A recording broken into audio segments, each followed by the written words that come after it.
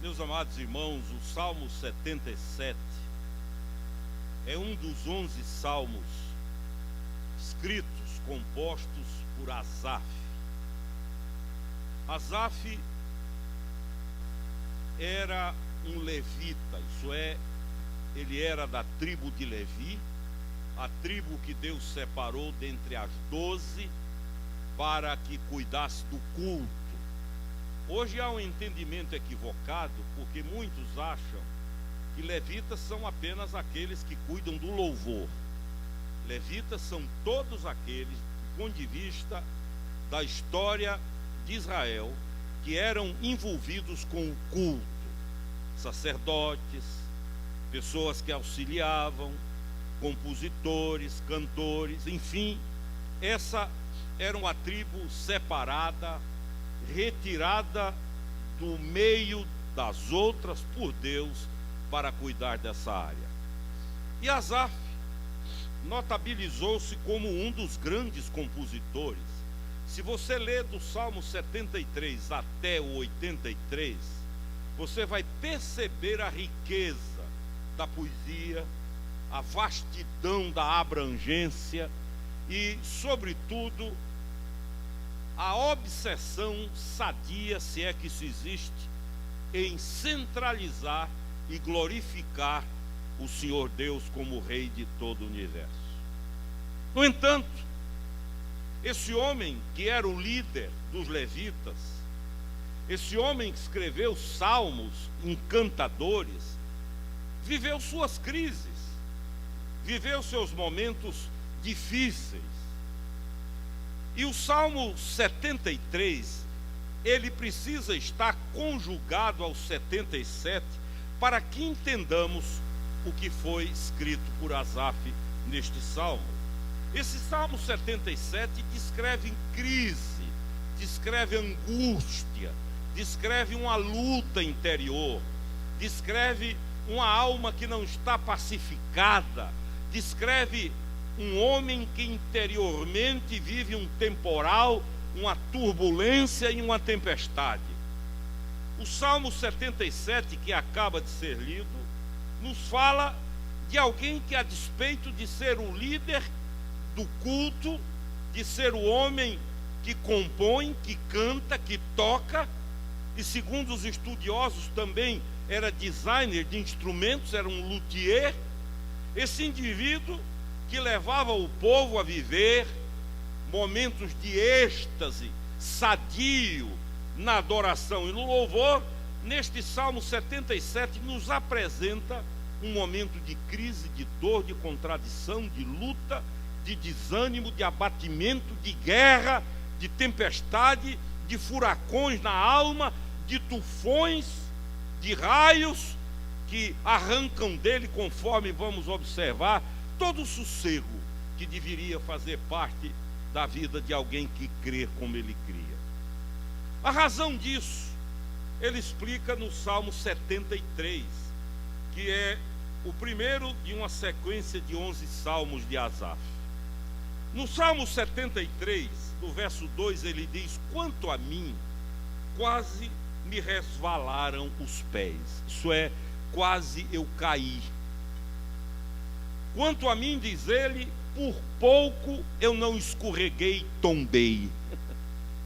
Quanto a mim, se você observar o contexto antecedente, você vai ver que no verso 1, ele fala da grandeza e da bondade de Deus para com o seu povo, porque Deus é bom, porque Deus é maravilhoso, porque Deus abençoa. E no verso 2 ele dá uma guinada de 180 graus e diz: quanto a mim, isso é, no que diz respeito a mim, quanto aos outros vai tudo bem, está tudo bem, o povo está alegre, cantando, louvando, os cultos são maravilhosos.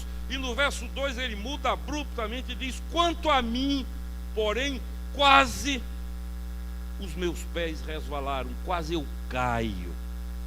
Por pouco eu não perco a minha fé, por pouco eu não largo tudo, por pouco eu não abro mão de tudo, por pouco eu não volto as costas para tudo, por pouco eu não desapareço de todo esse contexto. E ele mesmo diz aí no verso 3: ao ver a prosperidade dos maus. Pouca coisa incomoda mais a fé de quem é sincero. Quem não é sincero não se incomoda, porque a fé é um exercício de artificialidade. A fé é uma performance. A fé é uma espécie de vacina contra a consciência que acusa. O indivíduo, durante 6 dias da semana, faz o que quer, vive do jeito que quer, apronta o que quer. Aí no domingo ele passa 2 horas num templo para aliviar a consciência, uma espécie de lavagem. É mais negócio para terreiro do que para a igreja. Ele acha que essas 2 horas, onde uma liturgia é desenvolvida, ela funciona como uma espécie de antídoto, de vacina, ou até mesmo de um reparo na vida vivida durante a semana. Para esses não há muitos conflitos, para esses não há muitas crises. No entanto, para quem vive a fé e para quem de verdade procura ser fiel a Deus e enfrentar as lutas da vida com os valores da palavra de Deus, há momentos de crises, há momentos duros e há momentos difíceis. É por isso que Asaf, ele começa a desenvolver na interioridade dele uma comparação que afeta muitos de vocês, muitos de nós, e afeta muitos daqueles que nos veem agora pela internet, que é a prosperidade de quem não presta, para ser bem claro. O raciocínio de Asaf é mais ou menos o seguinte, e ele explicita isso no Salmo 73, aí pelo verso 14. No verso 13 ele diz: com efeito, inutilmente conservei puro o meu coração, isso é, perdi meu tempo, me privei, me resguardei, me reservei, fugi do pecado, busquei uma vida de santidade, e agora sou tomado pela sensação de que perdi tempo. Me desculpem a contundência da palavra, a força da expressão, mas é como se ele olhasse para ele e dissesse: você é um trouxa. A vida passou e você ficou como Carolina na janela, vendo a vida passar. Você é um babaca, é um bobo. Inutilmente, diz ele, guardei puro o meu coração. Para quê? E ele chega a essa conclusão por uma razão simples. Olha o que ele diz aí ainda no Salmo 73. Eu invejava os arrogantes ao ver a prosperidade. Para eles não há preocupação, o seu corpo é sadio, enfim, dá tudo certo para eles, e para mim dá tudo errado. É nesse momento que as coisas começam a ter definições na nossa vida. Quando a gente começa a ver, por exemplo, o seguinte: eu sou fiel, eu vivo para minha família, eu vivo para minha mulher, vivo para os meus filhos. Muitos vão pensando assim, e vivo crise, é dificuldade, é desentendimento, é tristeza, é amargura. Enquanto isso, o indivíduo aqui do apartamento de cima é farrista, só eu conheço umas 3 ou 4 com quem ele vive, pinta o 7 por aí. No entanto, os filhos vão bem, a família vai bem, é todo mundo sadio, todo mundo roliço.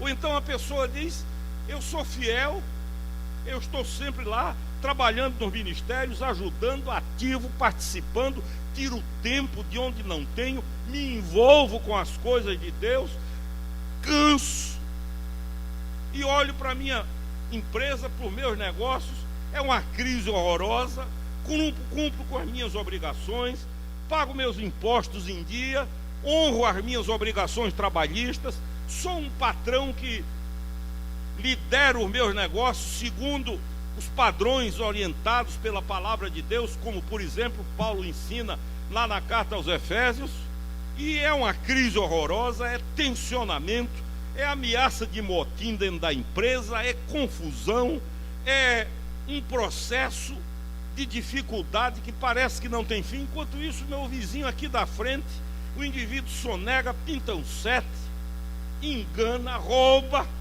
vive ludibriando, e só faz crescer, e agora mesmo está ampliando, e essas são as razões que geram conflito, ou conflitos na alma. É quando o indivíduo começa a questionar-se e a dizer: por que quanto mais eu faço para melhorar, piora? E é nessa hora que uma voz começa a brotar de dentro para fora, ou de fora para dentro, dizendo: larga tudo, chuta o balde, o tempo está passando, menino, você está perdendo, daqui a pouco, quando você resolver fazer, não vai poder, vai chegar o dia em que você vai querer, mas não tem mais jeito. Então, você não está notando? Faça um balanço dos últimos anos, faça a contabilidade, e de repente a mente começa a lembrar: olhe para fulano, olhe para cicrano. Esses indivíduos não dão a mínima, não dão bola para Deus, não dão a menor satisfação para as coisas de Deus. No entanto, estão lá, tudo certinho, aparentemente tudo funcionando, tudo caminhando bem. E você aí, nesse vale de lágrimas. Essa foi a crise de Asaf, que não é uma crise ultrapassada, é uma crise de hoje. É a crise daqueles que dizem: quanto mais eu me envolvo e busco a Deus, pior me sinto. Ou constato que as coisas não deviam ir não vão como deviam ir na família, a minha saúde não vai bem, é um processo de regressão nos negócios, profissionalmente o meu vizinho vive com a sala abarrotada de clientes e eu catando um pela vida desesperadamente. Essa é a crise de Asaf. E quem é honesto, quem é sincero, quem é transparente, quem não vive daquele louvor de verniz, da boca para fora, expõe a crise e chega junto de Deus e faz o que ele fez e diz: está doendo, está ruim, eu não entendo. E eu quero só enumerar algumas das dores vividas por esse rapaz. Aí no verso 2 do Salmo 77, ele diz que está angustiado. A angústia é a sensação de que a alma está numa prensa, algo está imprensando a alma, abafando. É como se a alma precisasse respirar e não conseguisse. Ainda no verso 2 ele diz que é tomado por uma insônia patológica. Olha o que diz o verso 2 aí: à noite, diz ele, erguem-se as minhas mãos durante a noite, não se cansam. Isso é, a hora em que ele deveria estar dormindo, está com as mãos para cima, angustiado. Toda a casa dormindo, toda a família dormindo, e o indivíduo não consegue dormir e ergue as mãos. No verso 3 ele diz, no verso 2 ainda ele diz que a alma recusa consolo. É aquele estado de alma que quanto mais alguém vem consolar, mais irrita. É melhor não dizer nada. É mais ou menos a figura dos amigos de Jó, que bem intencionados tentavam acertar o alvo, mas só atiravam na direção errada. E ele continua dizendo: não me deixas pregar os olhos, tão perturbado estou que nem consigo falar. O negócio era tão grave, tão crônico, que ele não conseguia falar. É aquela hora em que a pessoa tenta explicar, mas não explica. Quanto mais tenta explicar, pior fica.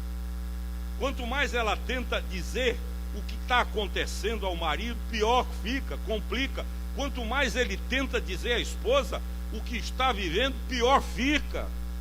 É quando o diálogo entre pai e filho é rompido. É quando na empresa ele tenta conversar para melhorar as coisas e vai tendo a sensação de que quanto mais explica, mais complica.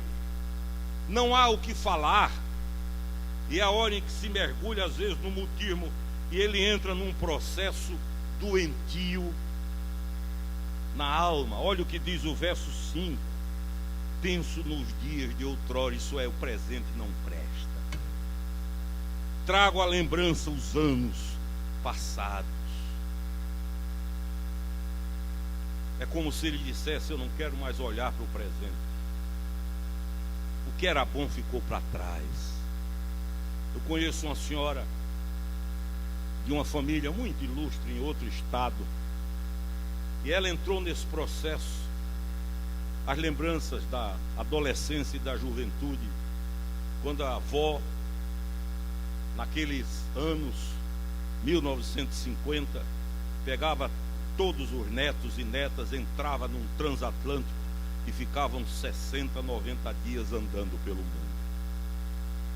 E depois que ela passou a viver decepções e crises na família, repentinamente a alma voltou-se para o passado, ancorou no passado, e quase que não havia mais força que pudesse arrancá-la de lá. Asaf diz: o presente está uma desgraça, eu não quero olhar para o presente. E ele diz que começa a pensar no passado. Ainda a alma é tomada por questionamentos. No verso 6 ele diz: de noite indago o meu íntimo e o meu espírito prescruta. Isso é, parece que ele tem uma picareta para viver pesquisando. Quer dormir, não dorme. É a alma cheia de perguntas. Uma pergunta não respondida gera outra pergunta, que puxa outra pergunta, e vai se tornando uma espécie de dízima periódica de questionamentos. Ele quer dormir, não dorme. É a doença que se instala. E aí entra no campo espiritual, sai do psicológico para o espiritual, porque as dúvidas começam a aparecer. Ele diz: o Senhor me rejeitou. Eu já aprontei tanto que o Senhor me rejeitou. Eu exagerei, eu enchi a medida de Deus. E no verso 7 ele diz: rejeita o Senhor para sempre. Será que eu não tenho mais chance com Deus? Cessou a graça de Deus acabou, caducou a promessa, esqueceu-se Deus de ser bom e benigno? Ou na sua ira, será que ele reprimiu as misericórdias? Olha a situação dele. Esse é o homem que lidera o culto, esse é o levita, esse é o homem que compôs 11 salmos, esse é o homem que escreve 11 cânticos que eram cantados nas grandes celebrações de Israel. E tudo isso tem uma raiz. A amargura tem essa raiz, e na vida dele a raiz foi somente essa: quanto mais eu obedeço e procuro a Deus, pior fico aos olhos dele. E olho para os vizinhos, quanto mais eles zombam, melhores eles estão. Essa é a equação da crise. E não precisa a gente ser profeta para afirmar que hoje muitos de vocês vivem isso. Eu sei porque no meu gabinete chega muito isso. O indivíduo em luta, que olha para o outro, que vive uma espiritualidade maligna, que é envolvido com guru, que frequenta terreiro, que pratica todos os tipos de absurdos que se pode praticar na vida, que é absolutamente infiel a Deus, a família, corrompido dos negócios, e vai caminhando. Esta é a síndrome de Asaf. Eu não vou perguntar quantos de vocês viveram ou vivem, estão vivendo isso, porque em maior ou menor grau, com muita frequência, nós somos acometidos por essa síndrome. Será que vale a pena tudo isso? Será que este sacrifício que eu faço para me manter, ou tentar me manter na linha, na vontade explícita de Deus, realmente vale a pena? Ou será que não seria melhor chutar o pau da barraca e fazer o que der na cabeça? Porque se juntar as coisas e fizer uma medição das coisas, eu não estou vendo nada em mim melhor do que na vida de fulano, cicrano e beltrano. O processo de cura de Asaf começa no verso 10. No verso 10 está escrito assim: então disse eu, isto é a minha aflição. Em outras palavras, Então disse eu: o problema está em mim. Então disse eu: as avaliações estão sendo feitas a partir da ótica da minha própria enfermidade. Verso 10: isto é, ou seja, toda essa agonia que eu estou vivendo, todas essas avaliações, todas essas medições, é como se a ficha caísse.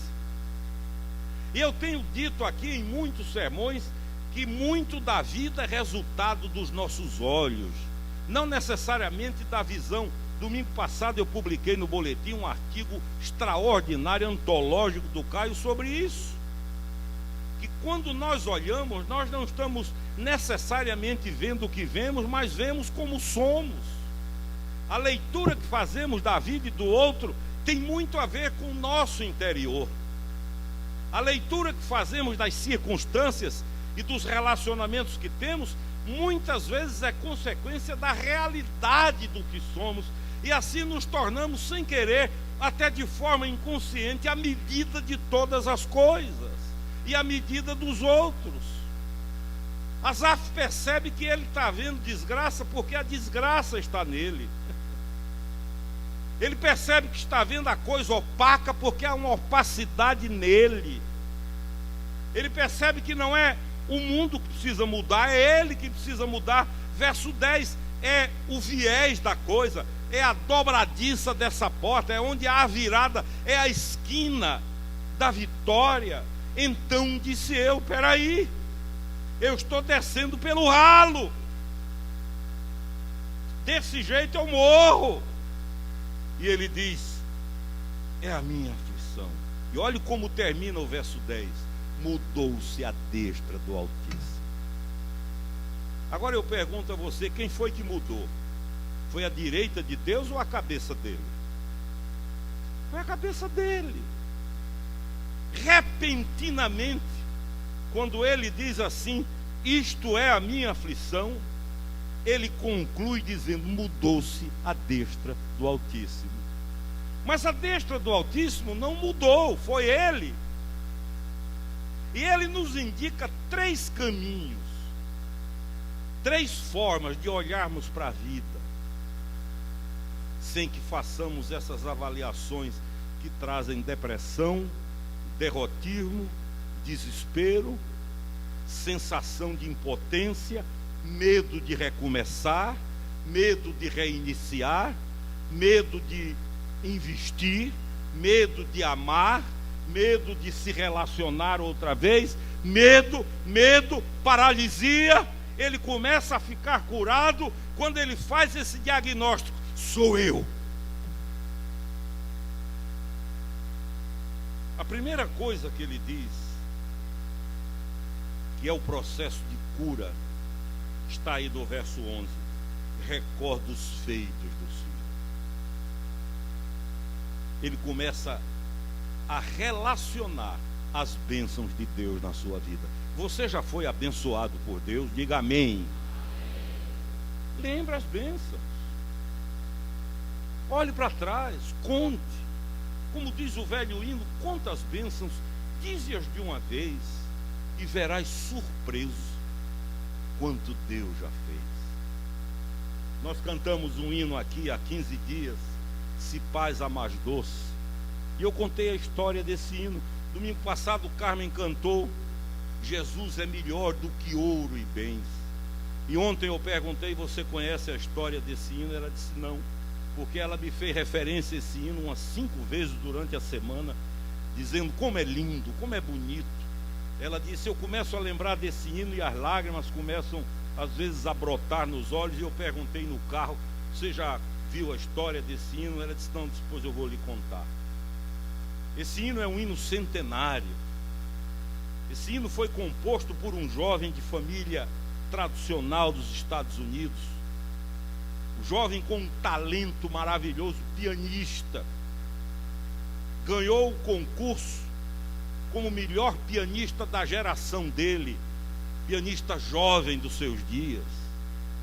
Eu disse a ela, eu lembrei quando nos anos de 1980 eu fui pregar no interior do estado do Kansas, numa igreja batista, e eles seguraram lá um jovem pianista que deveria viajar para um concurso na Europa, para que eu o visse, e eu disse a ela: até hoje, 30 anos depois, aqueles acordes ainda estão na minha cabeça, e eu perguntava: Senhor Deus, como pode uma pessoa só ter tanto talento?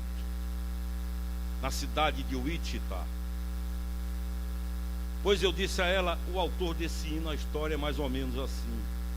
Quando esse menino ganhou esse concurso, começou a receber convites, propostas milionárias, foi seduzido pela indústria da gravação, começou a receber convites para shows, e começou a afastar-se da fé de Deus, e a sua mãe, desesperada, não sabia mais o que fazer.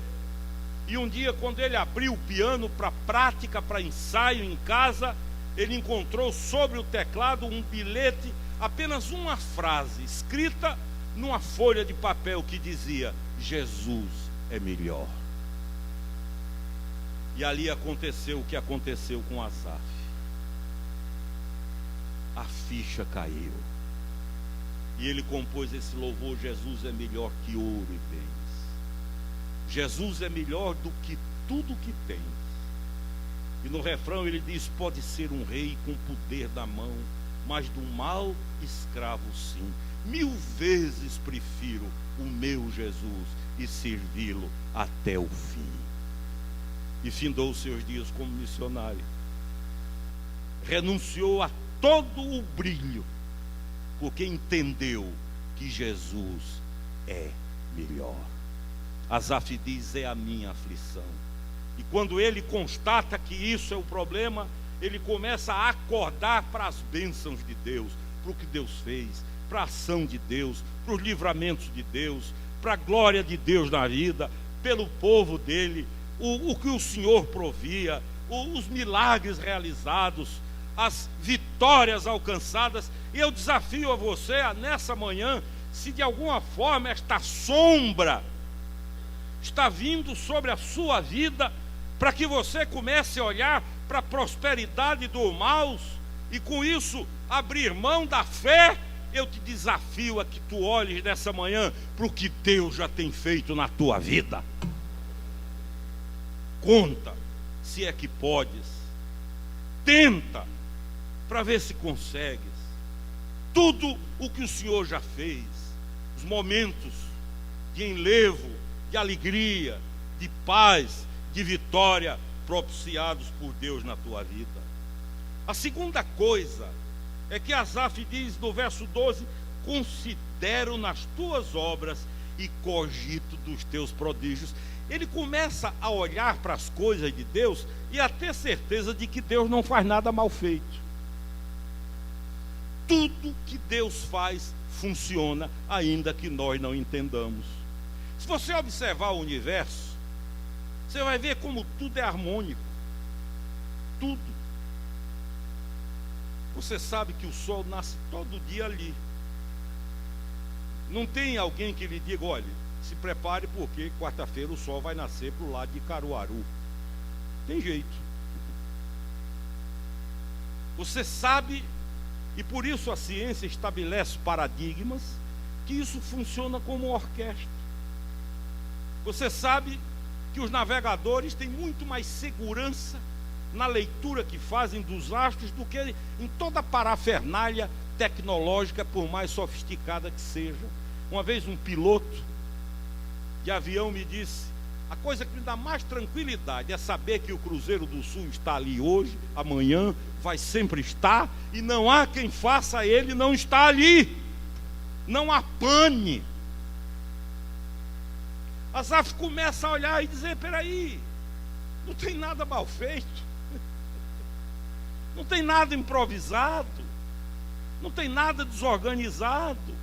A única coisa que se desorganizou foi o homem, porque saiu do caminho. Assim como o Sol tem uma órbita, como a Lua tem uma órbita, como a Terra tem uma órbita, como cada astro tem uma órbita, Deus nos criou com a órbita do céu à terra, da terra ao céu. Esse era o caminho, mas nós nos perdemos e por isso Jesus vem para dizer: eu sou o caminho, é por aqui.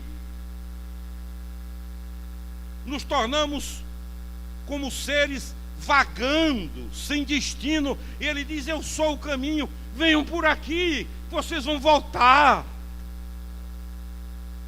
E Asaf diz: tudo isso vai se arrumar, porque quem faz tudo bem feito não é dessa vez que vai errar, é esperar.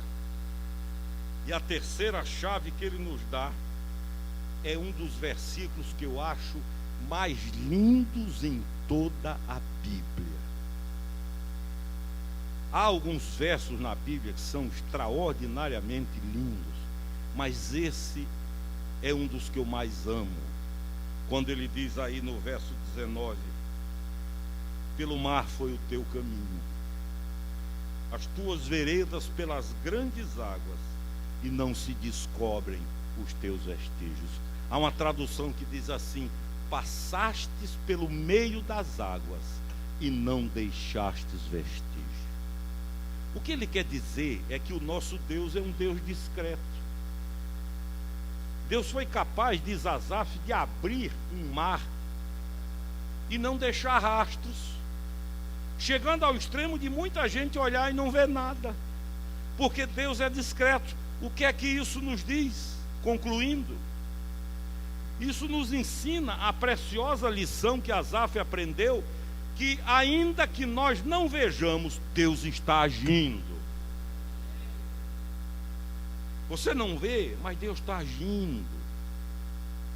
Uma jovem me procurou desesperada e disse: bispo, o que é que eu faço?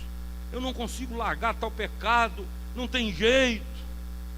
Será que eu tenho o Espírito Santo? Eu digo: tem, se não tivesse, não estava inconformada. A maior evidência de que Ele habita em você é essa tristeza crônica que toma conta de sua vida. Então, meu irmão e minha irmã, olhe para cá. Você que talvez viva abalado, porque quem não presta vai bem, quem presta não vai. Quem faz as coisas erradas progride, quem faz certo não progride. Quem desobedece e transgride vive bem, tranquilo. E quem obedece e busca uma vida com Deus vive atribulado. Olha aqui para mim. Primeiro, conte agora as bênçãos de Deus na sua vida. Segundo, lembre que Deus não faz nada mal feito. Tudo dele tem começo, meio e fim. E terceiro, saiba que Deus está trabalhando na sua vida. Agora, Deus é discreto. Deus é sóbrio. Deus não é aquele tipo que chega com a melancia no pescoço. Jesus fazia milagres e dizia assim: não contem nada a ninguém. Que diferença de hoje. Jesus não tinha departamento de marketing. Jesus não trabalhava com merchandising, com publicidade. Ele chegou ao extremo de curar um mudo. O cara era mudo de nascença. Você nunca falou na vida. Jesus cura, aí chama o ex-mudo e diz: não diga nada a ninguém.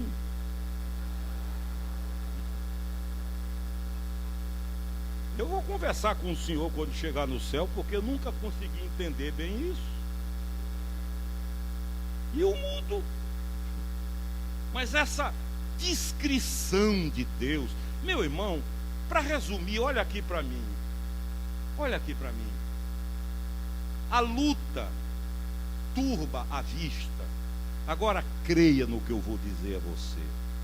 Deus está trabalhando na sua vida.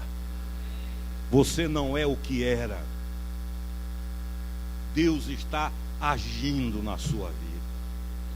Agora, tenha olhos para ver, senão ele vai passar e você não percebe, porque o nosso Deus é discreto. Passastes pelo meio do mar e não deixastes nenhum vestígio. Asaf disse: se eu não parasse, nem ia ver. Tem bênção que você nem vai lembrar, porque você foi abençoado de uma forma tão discreta. Você quer ver uma coisa? O paladar. Você já pensou ser sem paladar? É tão bom quando você põe uma garfada de comida e diz que delícia. Não tem paladar para vender por aí, não. Não tem chip com paladar, não. O olfato. Que cheirinho bom. A nuca do meu filho quando ele era pequenininho. Às vezes eu tinha vontade de dizer a Carmen, não dá banho não. É um cheirinho dele. Já pensou você sem olfato?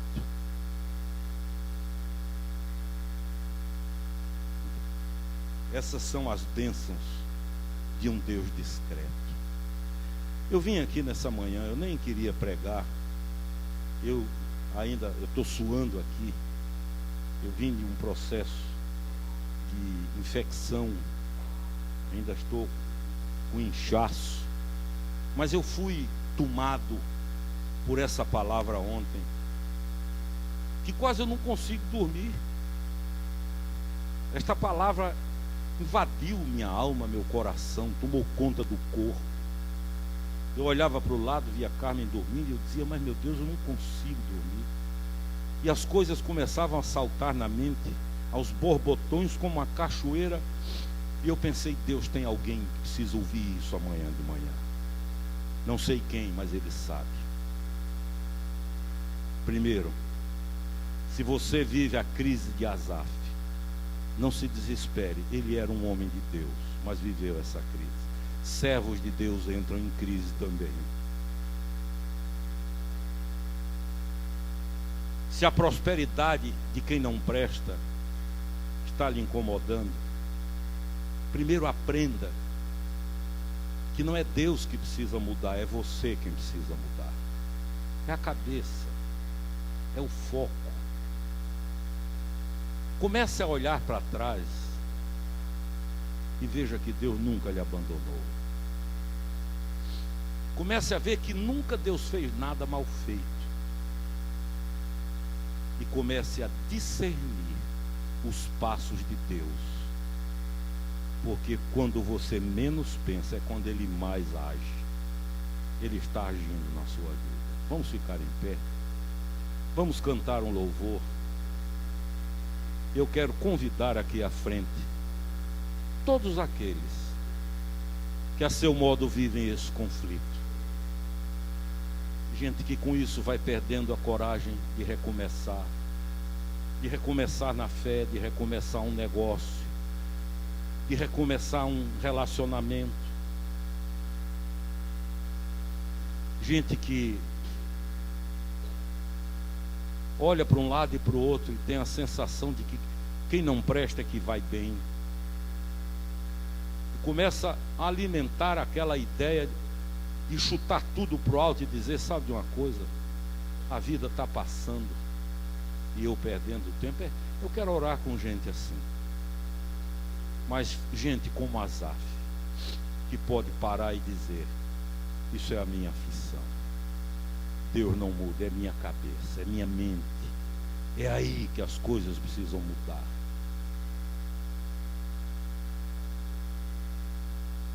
E abrir os olhos e dizer, Senhor Deus, Tu passastes por minha vida e não deixastes vestígio.